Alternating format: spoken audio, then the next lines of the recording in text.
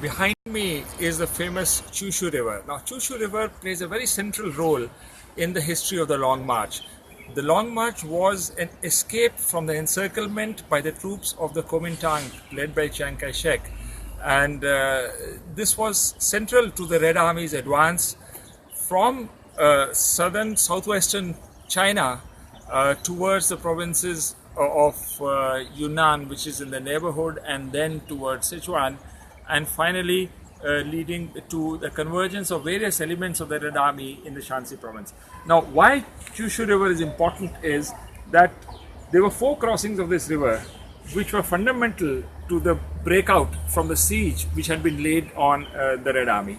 Now, it all begins with the Zunyi conference where Mao Zedong in January 1935 his line prevails over the military strategy which the Red Army should pursue, because prior to that they had suffered some very heavy losses. So after the Zunyi conference, there is an attempt first to move northwards towards the Yangtze River. Now, in that attempt, that ends in a failure, because in the Battle of Tuchen, the Red Army suffers very heavy losses. Now, having suffered those very heavy losses, they decide to move westwards and to cross the Chishui River and then enter the Yunnan province. But this area around the Chishui River is very heavily defended, both by the warlords of Yunnan and by the forces of KMT or the Kuomintang. So while they make the first crossing, that is abortive, and they move back from there, and this is towards the end of 1935, and the second crossing takes place, and after the second crossing they move back towards Zunyi city.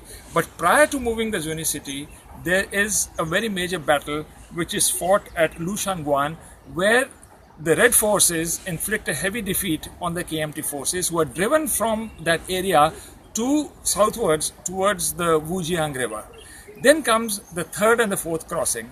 There is a next attempt to cross the river Chishui, but again that's an abortive attempt. And because it is heavily defended, the forces of the Red Army have to move back and make the fourth crossing. And after having made the fourth crossing is a major deception which is carried out by the Red Army. Now, the idea is, or the pretension was, that they are moving southwards towards Guiyang, which is the capital of the Guizhou province of in southwestern China. The KMT forces fall for this stratagem, and there is assumption that Guiyang, the capital of Guizhou, is the target of the Red Army's advance.